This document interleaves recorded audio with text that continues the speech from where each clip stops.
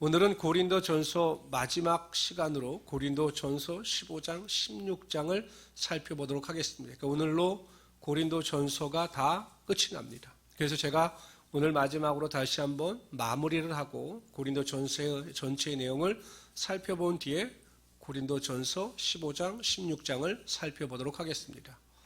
사도 바울이 고린도전서를 기록한 이유는 에베소서에서 고린도전서를 기록하여 보낸 이유는 고린도 교회에 문제가 많았기 때문입니다. 그리고 고린도 교회 성도들이 사도 바울에게 물어본 신앙적 내용이 있었기 때문입니다. 그래서 보통 고린도전서의 내용을 세분화할 때 1장서부터 6장까지는 고린도 교회가 안고 있는 문제에 대하여 사도 바울이 그들을 엄히 꾸짖고 올바로 믿음 안에서 바로 설 것을 권면하고 있습니다.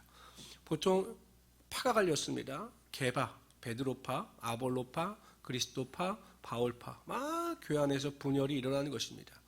그러한 분열을 책망하고 오직 예수 그리스도만이 온전한 주님이 되심을, 자신이나 아볼로는 단지 물을 주게 준 사람이고 자라나게 하시는 분은 하나님이시기 때문에, 예수님이시기 때문에 오직 예수님만을 바라봐야 된다라고 권면합니다. 그리고 나서 이제 두 번째는 음란의 문제, 세 번째는 세상 법정의 소송을 한 문제, 이 세 가지 문제를 집중적으로 이야기하면서 이 문제를 해결할 것을 책망합니다. 7장부터는 이제 질문에 대한 거죠. 7장은 결혼에 대한 문제였습니다. 사도 바울이 강조한 것은 할 수 있는 대로 자신과 같이 결혼을 하지 말고 주의 일에 힘쓰는 자가 되라 라고 강조했습니다. 8장서부터 11장 1절까지의 내용은 우상에게 드렸던 제물을 먹어도 되느냐에 대한 질문이었습니다. 원래 아프로디테 신전도 있고 우상 숭배가 횡행한 지역이었기 때문에, 항구 도시였기 때문에 고린도 교회가 우상에게 제물 드리는 것은 당연하고 또한 그것을 먹는 것도 이상하게 생각하지 않았습니다. 하나의 문화였습니다. 과연 그것을 먹어도 되느냐? 사도 바울의 결론은 먹든지 마시든지 무엇을 하든지 다 하나님의 영광을 하되 믿음이 연약한 자를 염두에 두고 먹을 것을 결정해야 된다. 그러니까 내 중심이 아니라, 우리에게 먹을 수 있는 자유가 있으나 내 중심이 아니라 연약한 자들을 생각하고 음식을 먹을 것을 결정하되 연약한 자들을 위해서는 먹지 말아라. 왜냐하면 연약한 자들이, 믿음이 좋은 자들이 우상에 든 재물을 먹으면 또 그들도 우상의 재물을 섭취하다 우상 숭배와 타협할 것을 염려한 것입니다. 12장에 들어와서 은사의 문제를 다루죠. 다양한 은사가 있습니다. 그러나 결국 은사의 핵심은 교회에 덕을 세우는 것이기 때문에 무질서하게 은사를 남용하지 말아라 라고 이야기합니다. 그러면서 사도 바울이 12장 마지막 절에서 더 큰 은사를 사모하라 이렇게 강조한 다음에 13장에서는 사도 바울이 더 큰 은사인 사랑에 대해서 강조를 합니다. 그리고 14장에 넘어가서는 방언과 예언의 예를 들면서, 방언은 지극히 개인적인 기도를 할 때 사용하고 만약에 통역하는 자가 없으면 공중 예배에서는 절대 방언 기도를 하지 말아라 라고 이야기를 합니다. 예언이라고 하는 것은 하나님의 말씀을 가르치는 것인데 교회 안에서는 되도록이면 이 예언의 은사를 활용하는 것이 하나님의 덕을 세우는 것이다 라고 강조하였습니다. 이것이 1장서부터 14장까지의 내용입니다. 다 정리가 되시죠? 네, 이렇게 제가 보니까 그냥 고개를 알아서 끄떡하시는 건지 그냥 끄떡하시는 건지 다 끄떡하셨는데, 이렇게 해서 고린도 전서의 전체적인 내용을 정리하시면 됩니다. 제가 아마 이제 지금은 유튜브에서 그냥 수요 금요일대로 이렇게 올라가고 있어요, 강해가. 근데 될 수 있는 대로 제가 이렇게 하시는 분들과 이야기를 나눠서 책별로 한번 나눠보려고요. 고린도전서 강해, 로마서 강해 이렇게 하면, 왜냐하면 다른 교회 다니시는 분이 금요일에 제 로마서 강해를 들으시는데 좀 찾기가 좀 복잡하시다고. 그럼 나중 되면은 다 나오면 우리가 그냥 성경을 읽으면서 제 설교를 들으면서 성경 공부를 하면 되니까 그렇게 만들어 보려고 하는, 이제 고린도전서에 대한 전체적인 내용이 잡히시죠? 네. 1년 지나면 까마득해질 것입니다. 왜냐하면 제가 이 설교를 고린도전서 강해를 했어요. 옛날에 했어요. 큐티가 이게 한 바퀴 한 3년, 4년 되니까 또 돌아오는데 했어요. 그때도 했는데 지금 들어보시니까 새롭지 않습니까? 근데 저 역시 마찬가지입니다. 그때하고 또 다르게 지금 이제 제가 개인 목회를 이제 한 9년 해보니까 이제 하나님의 말씀이 확 들어와요. 또 내용이 틀리니까 잘 살펴보시기 바랍니다. 우리 1절부터 11절까지 다 같이 한번 읽어보도록 하죠. 여기는 어떤 내용이냐면 예수 그리스도의 부활이 확실한 역사적 사건이라는 거예요. 단군 신화는 역사적 사실입니까? 아닙니까?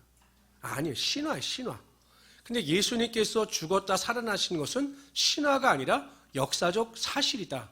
사도 바울이 그걸 강조하면서 뭘 이야기하냐면 왜 그게 역사적 사실이냐? 예수님께서 죽었다가 살아나신 것을 목격한 자들, 증인이 있기 때문에 예수님께서 죽었다 살아나신 것은 역사적 사실이다. 보통 여러분 우리가 고린도전서를 부활장이라고 그래요. 그렇죠? 고린도전서 13장은요. 사랑장이라고 그러죠. 그럼 마태복음 5장은요. 아무 장도 아니에요. 아무 장도 아니에요. 근데 부활장인데 왜 사도 바울이 부활에 대해서 기록했냐면 나중에 11절에 나오는 것을 보면 알겠지만 이 고린도 교회 안에서는 예수 그리스도의 부활을 부정하는 자들이 있었어요.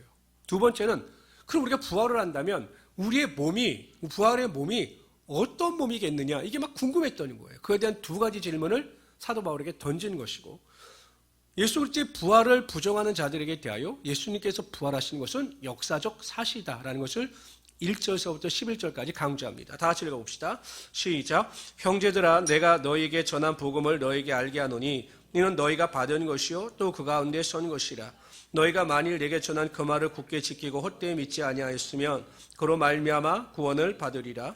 내가 받은 것을 너에게 전하였노니 이는 성경대로 그리스도께서 우리 죄를 위하여 주시고 장사 지낸 바 되었다가 여기서 중요한 게 성경대로입니다. 그러니까 예수님께서 어느 날 갑자기 십자가에 달려 돌아가시고 사흘 만에 부활하신 것이 아니라 성경대로 구약에 말씀하신 예언대로 예수님께서 부활하셨다라는 거예요. 대표적인 예표가 뭐냐면 요나 그 유대인들이 예수님께 대해 표적을 구하잖아요. 그러니까 예수님께서 내가 너에게 보여줄 것은 요나의 표적밖에 없다라고 말씀하시는데 그 요나의 표적이 뭐냐면 그 요나가 물고기 뱃속에 들어갔다가 사흘 만에 그 물고기 뱃속에서 나오는 것을 예수 그리스도의 죽으심과 부활로 예수님께서 예표하신 겁니다. 말씀하신 거예요. 그러니까 구약 성경의 그 요나 사건이 예수님의 죽으심과 부활에 대한 예표다.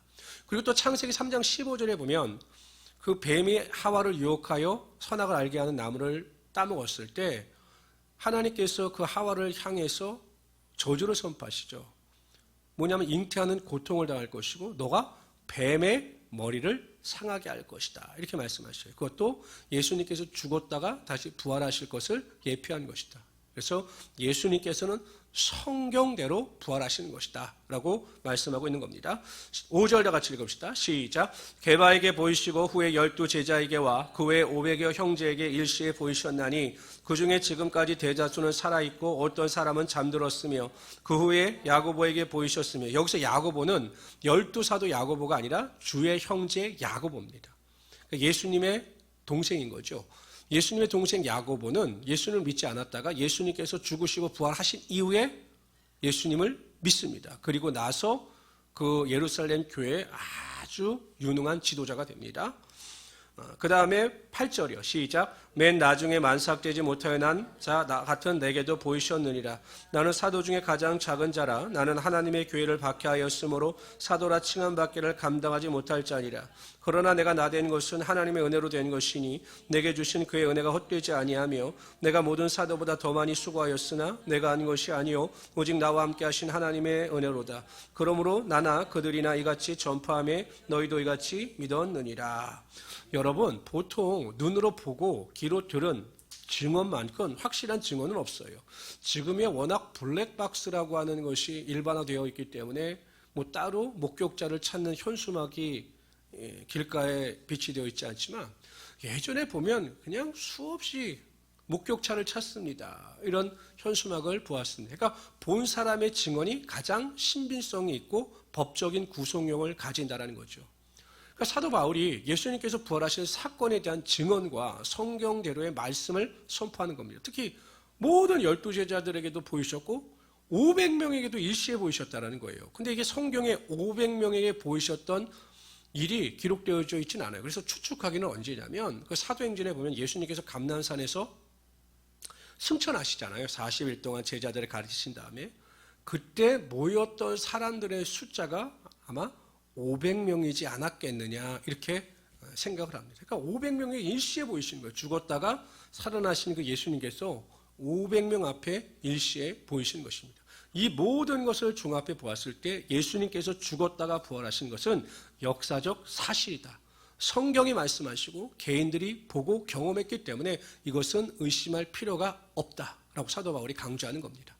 그러면서 사도 바울은 부활의 주님을 만나고 난 뒤에 자신의 삶에 어떠한 변화가 나타나는가에 대해서 이야기합니다. 나는 정말 죄수였다, 죄인이었다. 사도라고 한 직분을 감당하기가 너무 황송할 정도다라고 이야기합니다. 그러면서 핵심적인 고백이 무엇이냐면 10절에 보세요. 나된 것은 하나님의 은혜로 된 것이니.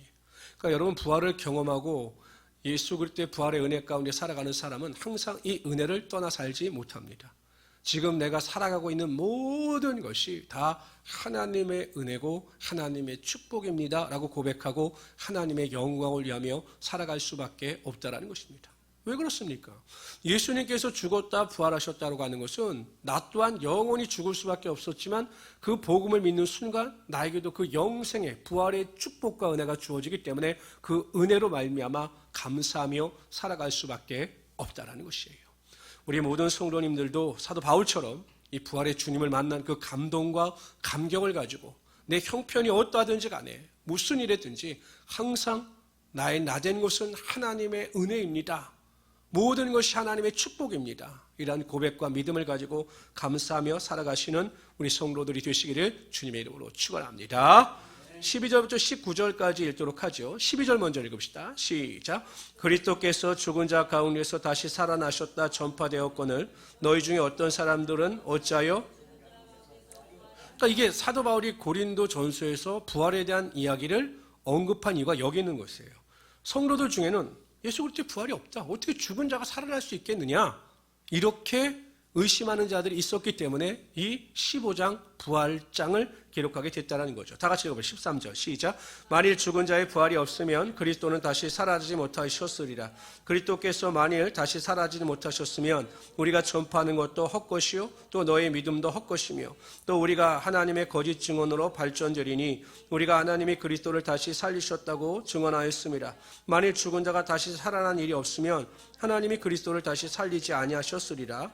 만일 죽은 자가 다시 살아난 날이 없으면 그리스도는 다시 살아나신 일이 없었을 것이요 그리스도께서 다시 살아난 일이 없으면 너의 믿음도 헛되고 너희가 여전히 죄 가운데 있을 것이요 또한 그리스도 안에서 잠자는 자도 망하였으리니 만일 그리스도 안에서 우리가 바라는 것이 다만 이 세상에 살 뿐이면 모든 사람 가운데, 그러니까 우리가 부활이 없으면 우리 기독교는 아무것도 아닌 게 된다는 것입니다.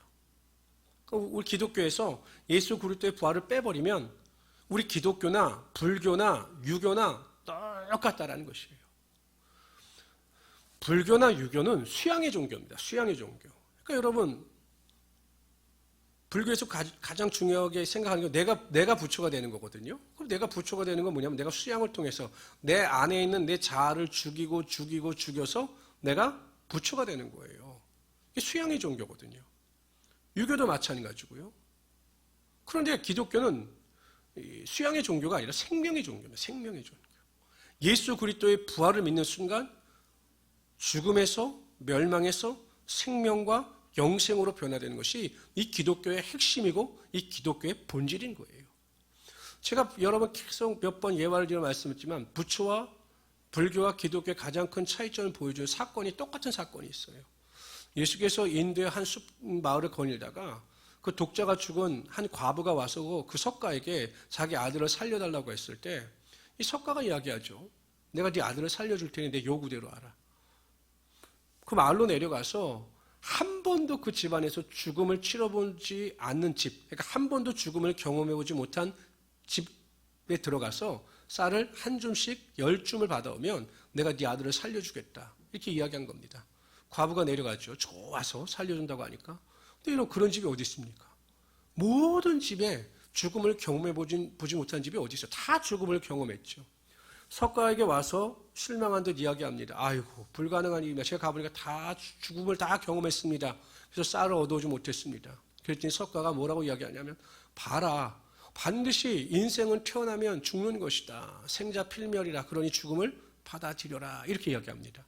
석가도 어찌 보면 인생의 생사고락의 문제를 해결하기 위해서 출발했지만 이 죽음의 문제는 해결하지 못했어요. 그러면서 내린 결론이 무엇입니까? 죽음은 운명이기 때문에 받아들여야 된다.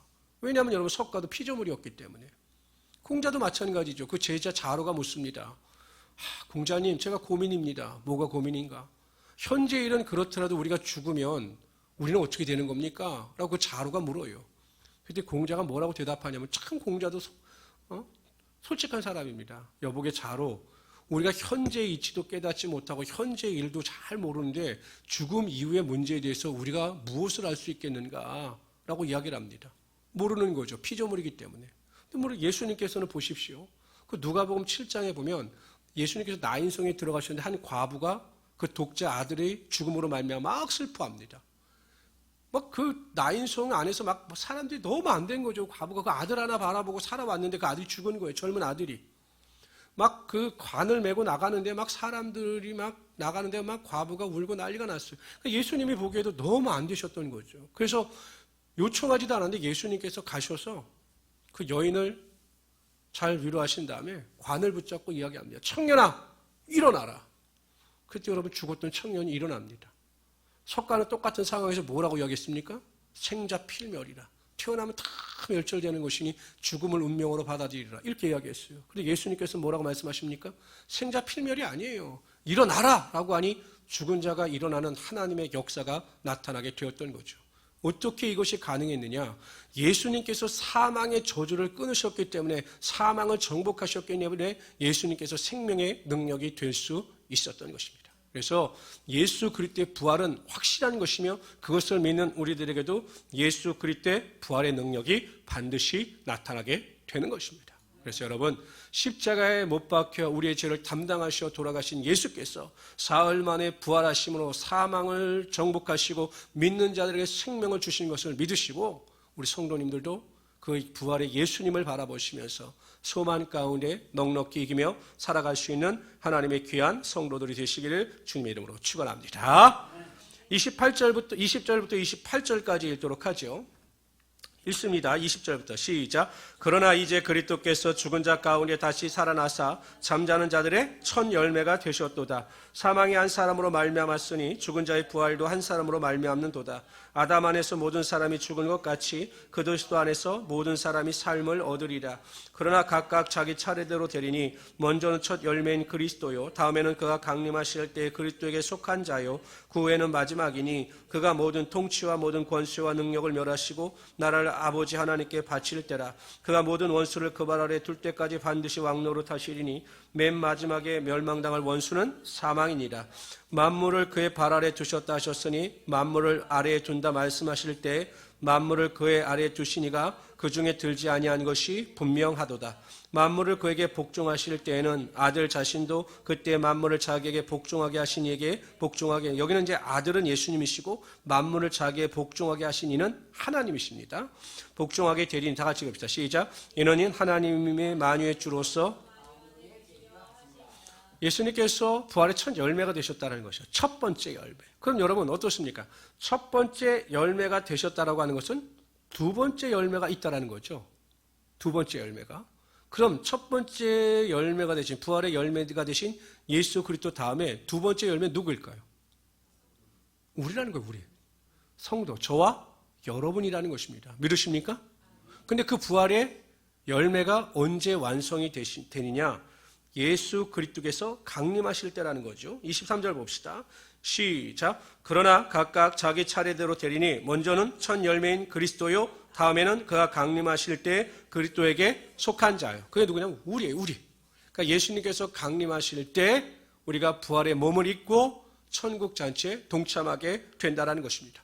데살로니가 전서 4장 16절 17절을 이렇게 기록합니다. 다 같이 읽어봅시다. 시작. 주께서 오령과 천사장의 소리와 하나님의 나팔 소리로 친히 하늘로부터 강림하시리니 그리스도 안에서 죽은 자들이 먼저 일어나고. 누구요?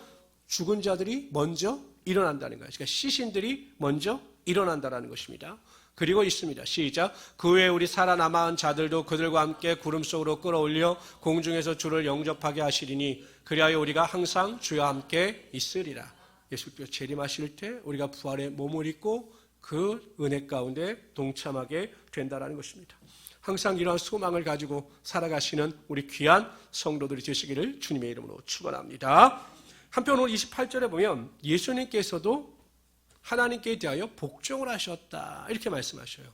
근데 이것을 여러분 잘못 해석하면 삼위일체 신론이 무너집니다. 왜냐하면 마치 예수님께서 우열을 가림에 있어서 뭔가 부족하셔서 하나님께 복종하셨다. 이렇게 해석을 하면 이 삼위일체가 잘못되는 거거든요. 여기는 뭐냐면 사역적인 우열입니다. 예수님께서 구원자로서 구속자로서 다 사명을 감당하시고 그 구원자로서 하나님께 복종의 모습을 보이심으로 성도들 또한 하나님께 온전한 복종과 순종의 삶을 살아가야 함을 몸소 보여주셨다. 이렇게 해석하는 것이 맞습니다. 그러므로 부활을 경험한 우리 모든 성도들은 예수님께서 하나님께 대하여 순종과 복종의 삶을 보여주셨듯이 우리 또한 그러한 삶을 살아갈 수 있어야 한다는 것입니다. 우리 29절부터 34절까지 읽도록 합니다. 있습니다. 시작. 만일 죽은 자들이 도무지 살아나지 못하면 죽은 자들을 위하여 세례를 받는 자들이 무엇을 하겠느냐? 어찌하여? 이게 뭐냐면 그 당시에 고린도 교회는요. 무슨 일이 있었냐면 죽은 자들 있죠. 죽은 자들을 위해서 살아있는 자들이 세례를 받는 거예요. 그러니까 세례를 받지 못하고 죽은 자들을 위해서 내가 세례를 받으면 그들이 세례를 받은 것과 똑같아. 지금으로 말하면 천주교에서 주장하는 연옥과 똑같은 거죠. 그걸 비꼬는 겁니다. 아니 너희들이 부활을 믿지 않으면서 왜 죽은 자들을 위해서 세례 받는 것은 당연하게 생각하느냐. 이거에 대해서 사도 바울이 약간 조롱하는 투로 말하는 겁니다. 30절 있습니다. 시작. 또 어찌하여 우리가 언제나 위험을 무릅쓰리요. 형제들아 내가 그리스도 예수 우리 안에서 가진 바 너에 대한 나의 자랑을 두고 단언하노니 나는 날마다 여기는 나는 날마다 죽는다라고 하는 의미는 뭐 내 자아를 깨트리고 뭐 내 모든 삶의 변화의 능력을 위해서 내 자신을 죽인다 이 말이 아니라 정말 매일 사도 바울이 죽을 것 같은 고통 가운데 살아가고 있다 이렇게 고백하는 거예요. 하루하루가 정말 죽은 것 같은 고통이다. 나는 매일 죽는 것 같은 고통의 삶의 환경 속에 살아가고 있다. 이렇게 말하는 것입니다. 32절 봅시다. 시작. 내가 사람의 방법으로 에베소에서 맹수와 더불어 싸웠다면 내게 무슨 유익이 있으리요? 죽은 자가 다시 살아나지 못한다면 내일 여기서 에베소에서 맹수도 마찬가지. 진짜 맹수겠느냐? 그게 아니라 에베소에서 맹수와 같이 사도 바울을 죽이려고 괴롭히는 자들과 어려운 상황 가운데 있다. 이렇게 고백하는 거죠. 33절 있습니다. 시작. 속지 말라 악한 동문들아 선한 행실을 더럽히나니 깨어 의를 행하고 죄를 짓지 말라. 하나님을 알지 못하는 자가 있기로. 부활을 믿는 자들에게 나타나는 특징이 무엇이냐는 거예요. 부활의 능력과 경험을 믿고 고대하는 자들에게 나타나는 특징이 무엇이냐는 것입니다. 안타깝게도 스스로 목숨을 끊는 분들을 보면 삶을 정리하시죠. 이렇게 보면 삶을 이렇게 정리하시고 또한 유언도 남기십니다. 돌아가시는 분들을 보면. 근데 여러분 잠자리에 들어가는 분들은 삶을 준비합니까? 삶을 정리합니까? 잠자리에 들어가시면서 밤 12시 내 집에 침대에 들어가 자야지. 내 인생을 정리해야지. 뭐는 누가 가져라 누가 이렇게 정리하시는 분들 계세요? 그렇잖아요. 내일 무엇을 할 것인가? 내일 아침에 일어나면 쌀을 씻을까? 그냥 먹을까? 뭐 이런 거. 뭐 내일을 준비하시잖아요. 그러니까 잠자는 자들은 내일을 준비하지만 마지막을 준비하는 분들은 주변을 정리합니다. 그러니까 뭐냐? 우리가 죽어도 하나님 나라에 들어간다. 잠자는 자와 같이 다시 깨어난다. 라고 생각하는 사람들은 이 땅을 살아가면서 주변을 정리하는 것이 아니라 주변을 준비합니다. 왜냐하면 하나님 나라를 기대하기 때문에 하나님 나라에서 상급을 기대하고 소망하면서 이 땅에서 어찌하든지 하나님 나라를 준비하게 되어 있어요. 근데 하나님 나라를 준비하면서 살아가는 삶의 모습의 태도가 무엇이냐? 34절 보세요. 34절 다 같이 읽습니다. 시작. 깨어 의를 행하고 죄를 짓지 말라. 뭐라고요? 의를 행하고 죄를 짓지 말라. 올해 우리의 표어입니다. 다시 한번 읽어봅시다. 시작. 하나님의 말씀과 기도로 거룩하여 짐이라. 하나님의 말씀을 가까이 하고 매일 깨어 기도함으로 거룩하게 살아가는 것이 부활의 소망을 가지고 살아가는 성도들의 모습이라는 거죠. 여러분 아시다시피 국가대표 선수들이 지금 태능이 아니라 진천 국가대표 훈련장에 들어가서 사회와 격리단 생활을 하고 고통 가운데 살아가는 이유가 무엇입니까? 올림픽이나 세계선수권대회에서 입상을 목표로 하기 때문에 그의 영광을 바라보기 때문에 그 훈련의 고통을 마다하지 않는 것입니다. 하나님 나라에 대한 소망과 상급이 크면 클수록 우리가 이 땅에 살아갈 때 우리가 어떠한 일에도 좌절하거나 쓰러지지 아니하고 하나님의 영광을 구하며 하나님의 뜻대로 살아가게 되어 있다는 것입니다. 우리 모든 성도님들은 이 땅을 살아가는 어떠한 기대와 소망보다 하나님 나라에 대한 소망을 두심으로 거룩함과 의를 쫓아 하나님의 영광을 드러내시는 우리 귀한 성도들이 되시기를 주님의 이름으로 축원합니다. 35절부터 39절은요. 두 번째 질문에 대한 답이에요. 35절부터 읽어봅시다. 시작. 이게 두 번째 질문이었던 거예요. 그러면 부활의 몸은 어떤 몸이겠느냐는 것입니다. 어떤 몸일 것 같아요, 여러분? 부활의 몸은? 상상해 보셨습니까? 지금 그대로의 모습일까요? 지금 저는 이 모습대로 올라갈까요? 여전히 뚱뚱한 채로 하나님 나라에 들어갈까요? 근데 그게 궁금하잖아요. 솔직히 궁금하지도 않아요. 왜냐하면 가장 좋은 몸을 입고 가기 때문에. 그러니까 고린도 교회 성도들이 그 질문을 던진 거예요. 우리의 부활의 몸은 어떨까? 그 질문에 대한 답입니다. 36절 다 같이 읽어봅시다. 시작. 어리석은 자여 내가 뿌리는 씨가 죽지 않으면 살아나지 못하겠고 또 내가 뿌리는 것은 장래의 형체를 뿌리는 것. 이런 말이에요. 이게 무슨 말이에요? 어렵지만 여러분 이제 농사를 지어보신 분도 알지만 열무씨 아시죠? 열무씨가 빨갛고 굉장히 조그맣니다. 그럼 그 열매 씨를 심는 거지 이 열매 씨앗이 나와서 열무가 된 것을 심는 게 아니잖아요. 그러니까 우리가 뿌리는 씨와 자라는 열무는 다른 거죠. 바로 그걸 말하고 있는 거예요. 심는데 형체를 심는 게 아니라 씨를 심는 거다. 그러니까 이 땅에서 우리가 살아가는 것이 씨를 심는 것과 같다. 우리의 부활의 몸은 우리가 지금 살아가고 있는 우리의 몸과는 전혀 다른 것이다. 그걸 설명하고 있는 겁니다. 38절 있습니다. 시작. 하나님이 그 뜻대로 그에게 형체를 주시되 각 종자에게 그 형체를 주시느니라.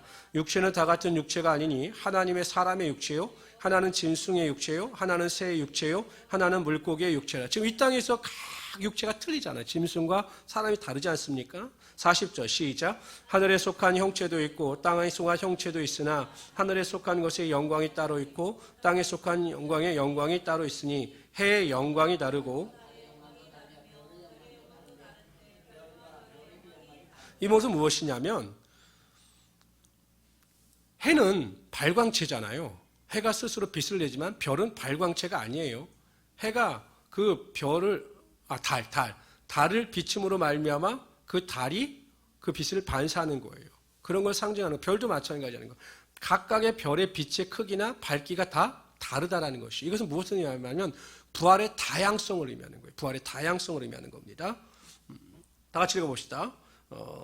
42절 시작. 죽은 자의 부활도 그와 같으니 썩을 것으로 심고 썩지 아니할 것으로 다시 살아나며 욕된 것으로 심고 영광스러운 것이 다시 살아나며 약한 것으로 심고 그러니까 앞에 것은 이 땅에 살아가는 우리의 육체의 모습이고 뒤에 것이 부활된 우리의 몸의 모습이라는 것입니다. 44절 시작. 육의 몸으로 심고 신령한 몸으로 다시 살아나니 육의 몸이 있은즉 또 영의 몸이 있느니라. 기록된 바 첫사람 아담은 생명이 되었다 함과 같이 아니함. 마지막 아담은 살려주는 영이 되었나니 그러나 먼저는 신령한 사람이 아니요 육의 사람이요 그 다음에 신령한 사람이니라. 첫사람은 땅에서 났으나 흙에 속한 자이거니와 둘째 사람은 하늘에서 나셨느니라. 무릇 흙에 속한 자들은 저 흙에 속한 자와 같고 무릇 하늘에 속한 자들은 저 하늘에 속한 이와 같으니 우리가 또한 과연 우리 부활한 몸이 어떻겠느냐. 성경에는요 우리의 부활한 몸에 대한 구체적인 설명은 없어요. 그런데 우리가 미루어 짐작해 볼 수 있는 것은 있죠. 뭐냐면 예수님께서 부활하신 다음에 그 제자들이 모여있는 곳에 오실 때 이 공간의 제약을 받지 않으셨어요. 다 문이 닫혀 있는데 예수님께서 그 문을 뚫고 들어오셨어요. 아마 추측은 해볼 수 있는 거죠. 그런데 오늘 본문 말씀을 통해서도 보면 아마 부활한 우리의 몸은 가장 아름답고 가장 보기 좋고 가장 완벽할 것이다라는 거예요. 제가 우리 권사님들도 보고 또 저도 이렇게 느껴보면 제가 얼마 전에 좀 다리가 아파서 한의원에 갔더니 의사 선생님이 저게 충격적인 말씀을 하시더라고요. 이제 노화를 인정하십시오 이 말 하더라고요. 저는 여전히 20대 청춘인데 갑자기 저한테 노화를 인정하십시오 이거예요. 저도 이제 늙었다 이 말인데 굉장히 기분이 나빠요. 이제 안 가려고요. 거기 안 가려고. 근데 이게 어쩔 수 없는 자연의 이치죠. 우리 권사님들도 1년이 지나가면 몸이 노화가 되시고 아프지 않던 것이 아프고 뭐 쇠어지는 것이 이게 이 땅에서의 인간의 현상입니다. 자연의 현상이에요. 그러나 하나님의 나라는 절대 그렇지 않다라는 거죠. 과연 부활의 몸은 어떨까? 아마 여러분들이 상상하는 것 이상으로 여러분들이 언제 가장 아름다웠다고 생각을 하세요? 인생을 이렇게 돌아봤을 때 언제 내가 정말 내가 봐도 그때는 너무 아름답고 너무 보기 좋았다. 그때가 언제인 것 같으세요? 20대. 어떤 사람한테 여쭤보니 돌 때가 가장 좋았던 것 같아요. 돌 때. 그러니까 그때보다 더 아름다운 모습을 가지고 우리가 부활의 몸을 입고 하나님 나라에 들어가게 될 것입니다. 더 감사한 것은 그 영광의 몸이 영원히 쇠하지 않고 영원히 변하지 않는다라는 거죠. 고통도 없고 병도 없고 불안도 없고 두려움도 없는 그러한 완전한 몸을 입고 우리가 하나님 나라에서 왕노릇하게 될 것입니다. 성형도 필요 없습니다. 성형도 필요 없어요. 다이어트도 필요 없습니다. 그 나라를 꿈꾸며 기대하시기를 주님의 이름으로 축원합니다. 우리 50절부터 58절까지 읽도록 하죠. 결론입니다. 이러한 부활의 은혜와 능력과 감격을 체험한 자들이 과연 이 땅에서 어떻게 살아가야 할 것인가를 대한 이야기입니다. 50절부터 다 같이 읽어봅시다. 시작. 형제들아 내가 이것을 말하노니 혈과 육은 하나님의 나라를 이어받을 수 없고 또한 썩는 것은 썩지 아니한 것을 유업으로 받지 못하느니라. 보라 내가 너에게 비밀을 말하노니 우리가 다 잠잘 것이 아니요 마지막 나팔에 참 여러분 얼마나 감사합니까? 51절에는요 고린도 교회 성도들에겐 이 부활의 은혜와 능력이 비밀이었어요. 모든 사람들에게 알려진 것이 아니었던 겁니다. 그런데 우리는 이제 하나님의 말씀을 통해서 이 부활에 대한 은혜와 능력을 모두 알 수 있다는 거죠. 이게 참 감사한 겁니다. 52절 시작. 나팔 소리가 남의 죽은 자들이 썩지 아니할 것으로 다시 살아나고 우리도 변화되리라. 이 썩을 것이 반드시 썩지 아니할 것을 입겠고 이 죽을 것이 죽지 아니함을 입으리로다. 이 썩을 것이 썩지 아니함을 입고 이 죽을 것이 죽지 아니함을 입을 때에는 사망을 삼키고 이기리라고 기록된 말씀이 이루어지리라. 사망아 너희 승리가 어디 있느냐? 사망아 네가 쏘는 것이 어디 있느냐? 사망이 쏘는 것은 죄요 죄의 권능은 율법이라. 우리 주 예수 그리스도로 말미암아 우리에게 승리를 주시는 하나님께 감사하노니 그러므로 내 사랑하는 형제들아 견실하며 흔들리지 말고 항상 주의 일에 더욱 힘쓰는 자들이 되라. 이는 너희 수고가 주 안에서 헛되지 않은 줄 알미라. 결론은 무엇입니까? 우리의 인생은 반드시 승리한다는 것입니다. 그리고 최후의 승리는 무엇입니까? 우리가 많은 재물을 얻고 높은 권력과 명예를 얻는 것이 승리자의 삶이 아니라 사망을 정복하고 부활의 은혜와 능력에 동참하는 자들이 구원을 얻어 하나님의 나라에 들어가는 자들이 승리자다. 이렇게 사도 바울은 선포하고 있습니다. 그런데 우리가 반드시 이 사망의 권세로부터 자유함을 얻고 승리자가 될 수밖에 없는 이유가 있어요. 예수님께서 우리에게 약속하셨기 때문입니다. 다 같이 읽어봅시다. 시작. 나를 보내신 이의 뜻은 내게 주신 자 중에 내가 하나도 잃어버리지 아니하고 마지막 날에 다시 살리신 이것이니라. 내 아버지의 뜻은 아들을 보고 믿는 자마다 영생을 얻는 이것이니 마지막 날에 내가 이를 다시 살리리라 하시니라. 한 사람도 빠뜨리지 아니하고 예수님께서 구원 얻을 자들을 다 구원하심으로 말미암아 그들에게 승리의 능력이 임하게 하여 주시겠다라고 약속하고 계신 겁니다. 그럼 이러한 승리를 소유한 우리들이 어떻게 살아가야 할 것인가? 견고하고 흔들리지 말며 세상에 휩쓸리지 말고 세상을 바라보지 말고 항상 주의 일에 힘쓰는 자가 되라. 이렇게 말씀하십니다. 그러면 너희들의 수고가 하나도 헛되지 않을 것이다 라고 말씀하십니다. 제가 예전에 어떤 분이 예화를 들었는데 이 예화가 실제적인 건 아니겠지만 그 목사님이 제가 고등학교 때 들었던 예화인데 제가 그 예화가 아직도 잊혀지질 않아요. 제가 부흥회 때 들었던 이야기인데요. 어떤 사람이 하나님 나라에 이렇게 들어가서 저울을 재는데 그 저울이 계속 올라가는 거예요. 왜냐하면 선한 일을 한 게 없어가지고 그냥 계속 저울이 올라간다는 거예요. 이게 너무 부끄러운 거예요. 이게 내려가야 되는데 자신이 뭔가 하나님의 은혜대로 행한 일이 있어서 이렇게 해야 되는 게 없다라는 거예요. 근데 어느 순간 갑자기 이게 쑥 내려가더라는 거예요.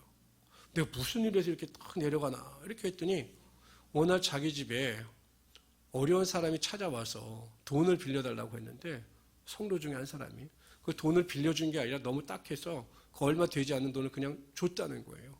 그랬더니 그게 공적이 돼서 이게 쫙 내려갔다. 그 이야기를 하시길래 제가 어린 마음에 그렇구나. 조금만 더 줘도 확 내려가는구나. 그러니까 제가 뇌리에 막혀요.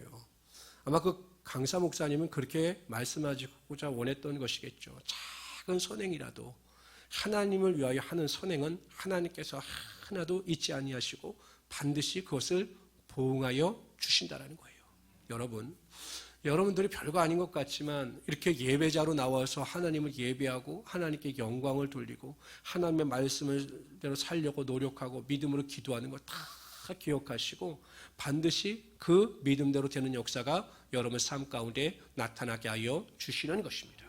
여러분이 부활의 은혜와 감격을 가지고 소망 가운데 넉넉히 이기며 살아갈 수 있는 우리 성도들이 되시기를 주님의 이름으로 축원합니다. 그래서 마지막 때에 사도 바울과 같이 고백하십시오. 나는 선한 싸움을 싸우고 달려갈 길을 마치고 믿음을 지켰으니 이제 후로 나를 위하여 의의 면류관이 예비되었으므로 주곧 의로우신 재판장이 그날에 내게 주실 것이며 내게만 아니라 주의 나타나심을 사모하는 모든 자에게도니라. 이런 고백을 했던 것처럼 내가 믿음을 지키고 선한 싸움을 싸우고 달려갈 길을 마쳤을 때 하나님께서 나를 위하여 의의 면류관을 예비하여 주시고 상급의 면류관을 예비하여 주셨다라고 하는 믿음을 가지고 승리할 수 있는 우리 성도들이 되시기를 주님의 이름으로 축원합니다. 우리 16장으로 넘어갑시다. 16장은 제가 솔직히 이렇게 간단하게 정리를 하려고 했는데 이게 읽으면 읽을수록 이 16장도 굉장히 깊은 은혜가 있더라고요. 1절부터 4절까지 읽어보도록 하겠습니다. 여기는 어떤 내용이냐면 그 당시에 사도 바울이 고린도 교회 편지를 에베소에 보낼 당시에 예루살렘 교회가 흉년으로 인해서 큰 어려움을 재정적으로 당하고 있었습니다. 그래서 갈라디아 지방이나 이 아가야 지방에 있는 교회들이 연보를 모아서 이 예루살렘 교회를 돕기로 작정을 한 것으로 보입니다. 그래서 그 연보에 관한 그러니까 헌금에 대한 이야기를 하고 있어요. 다 같이 읽어봅시다. 1절부터 4절 시작. 성도를 위하여 연보에 관하여는 내가 갈라디아 교인들에게 명한 것 같이 너희도 그렇게 하라. 매주 첫날에 너희 각 사람이 수입에 따라 모아두어서 내가 갈 때 연보를 하지 않게 하라. 내가 이럴 때 너희가 인정한 사람에게 편지를 주어 너희의 은혜를 예루살렘으로 가지고 가게 하리니 만일 나도 가는 것이 합당하면 그들이 나와 함께 가리라. 그러니까 연보를 준비하는 과정 가운데 어떠한 마음의 태도를 가지고 준비하는 게 핵심이 2절입니다. 매주 첫날에 너의 각 사람이 수입에 따라. 그러니까 여러분 자신의 수입과 능력에 따라 헌금을 하라는 거죠. 일단 모아두어라는 거예요. 모아두어. 그러니까 여러분 헌금을 드릴 때 어떻게 드려야 되냐면 우리가 예배를 준비하면서 항상 헌금도 미리 준비해서 나오라는 겁니다. 갑자기 헌금 시간입니다. 그러면 허둥지둥 헌금을 막 찾아가지고 헌금을 드리는 것이 아니라 준비하는 마음을 가지고 액수에 상관없이 그 헌금을 마음의 정성을 다하여 준비하라는 겁니다. 저는 교회에서나 혹시 저희 집에서 어떤 일을 시킬 때가 있어요. 일하실 분들이 와서 이제 일을 하면 제가 그 임금을 그분들에게 드릴 때도 그냥 현금으로 드리지 않습니다. 항상 봉투에 담아서 드려요. 그것이 예의라고 생각하기 때문에. 왜냐하면 그냥 돈을 세가지고 그 자리에서 돈을 세가지고 여기 있습니다. 이러면 그분에 대한 예의가 아니라고 생각해서 될 수 있으면 항상 액수를 적어서 써서 봉투에 넣어서 드리고 꼭 액수를 확인해 보십시오라고 이야기를 합니다. 그게 예의거든요. 하나님께 드리는 헌금도 마찬가지죠. 그냥 액수가 중요한 게 아니라 정말 준비해서 드려야 하나님께서 그 헌금을 기뻐 받아 주신다는 것입니다. 그거 지금 사도 바울이 말하고 있는 거죠. 우리 5절부터 9절까지 읽읍시다. 다 같이 읽어봅시다. 시작. 내가 마게도냐를 지날 터이니 마게도냐를 지난 후에 너에게 가서 혹 너희와 함께 머물며 겨울을 지낼 듯도 하니 이는 너희가 나를 내가 갈 곳으로 보내어 주게 하려 함이라. 이제는 지나는 길에 너희 보기를 원하지 아니하노니 이는 만일 주께서 허락하시면 얼마 동안 너희와 함께 머물기를 바람이라. 내가 오순절날에 머물려 함은 내게 광대하고 유한 문이 열렸으니 대적하는 자가 많음이라. 아마 처음에는 오늘 본문에 보면 7절에 보면 얼마 동안 너희와 함께 머물기를 바람이라.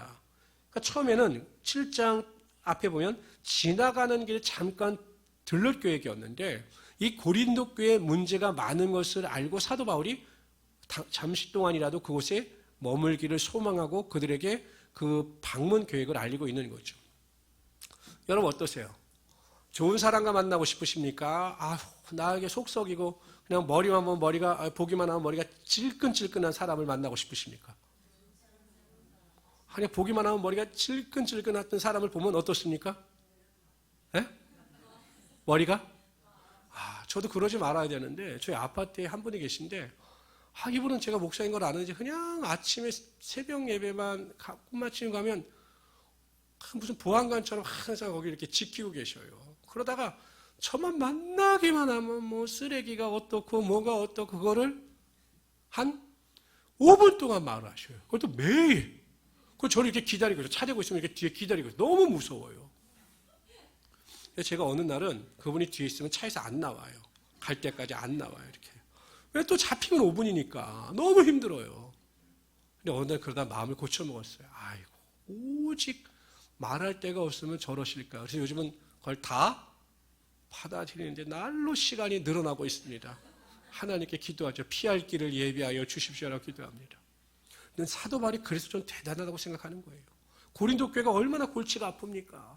거기다 보세요. 뭐 사도 바울을 막 좋아하고 막 사도 바울 이러면 가고 싶은데 파가 갈렸어요. 바울파, 게바파, 뭐 아볼로파 이런 곳을 방문하고 싶겠느냐라는 것이에요. 그런데 사도 바울은 그 고린도 교회 성도들의 영혼을 사랑했기 때문에 그 영혼의 온전함을 위해서 마다하지 않고 내가 너에게 찾아가겠다.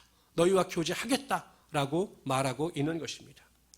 우리 모든 성도님들도 항상 그들의 행위가 아니라 다른 사람의 행위가 아니라 영혼을 사랑하는 마음을 가지고 예수님께서 그 잃어버린 한 마리의 양을 찾아서 그 구원을 위해서 살아가셨듯이 영혼을 사랑하는 마음을 가지고 살아갈 수 있는 우리 성도들이 되시기를 주님의 이름으로 축원합니다. 11절부터 12절 읽도록 하죠. 읽습니다. 시작. 그러므로 누구든지 그를 멸시하지 말고 평안히 보내어 내게로 오게 하라. 나는 그가 형제들과 함께 오기를 기다리노니 형제 아벨로에 대하여는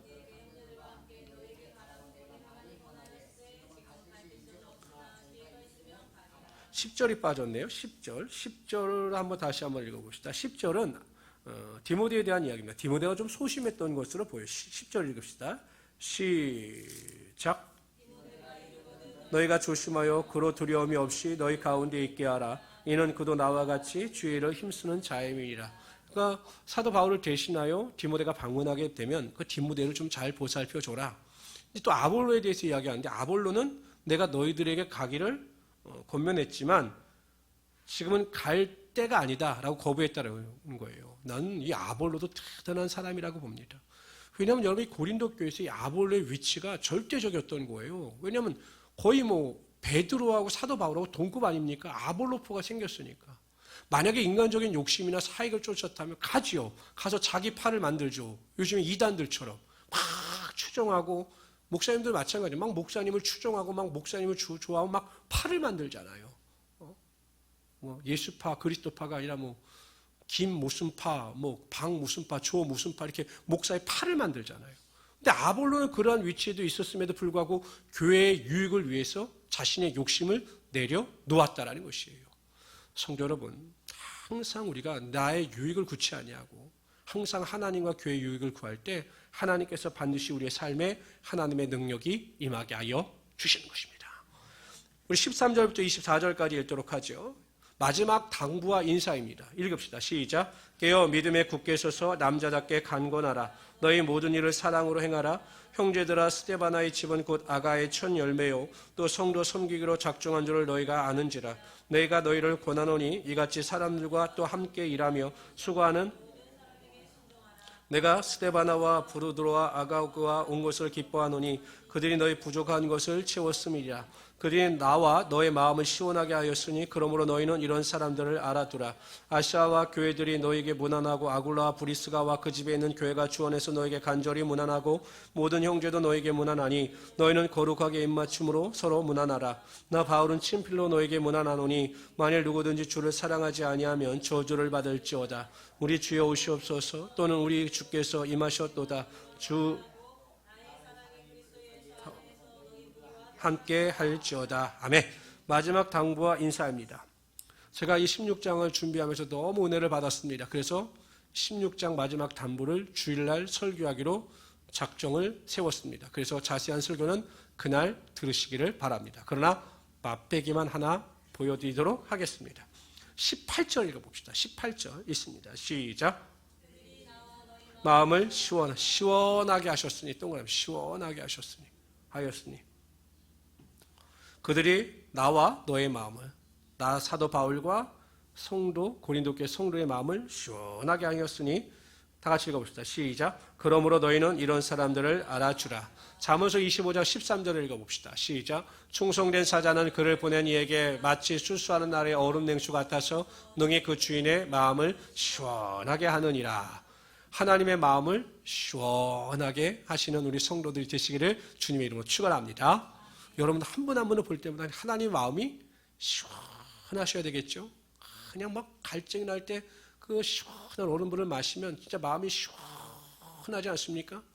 근데 여러분을 보실 때마다 자꾸 고구마가 생각나시면 안 되잖아요. 고구마. 그러니까 여러분 하나님의 마음을 시원하게 해드리는 우리 성도 되시기를 주님으로 축원합니다. 기도합시다. 하나님 감사합니다.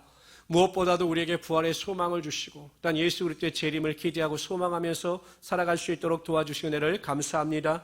이 자리에 참석한 우리 모든 성도들 한 사람 한 사람을 하나님께서 구원하여 주시고 부활의 은혜와 능력 가운데 붙잡아 주셨사오니 그러한 소망을 가지고 승리하게 하여 주시옵소서. 감사하며 예수님의 이름으로 기도드리옵나이다. 아멘. 찬양.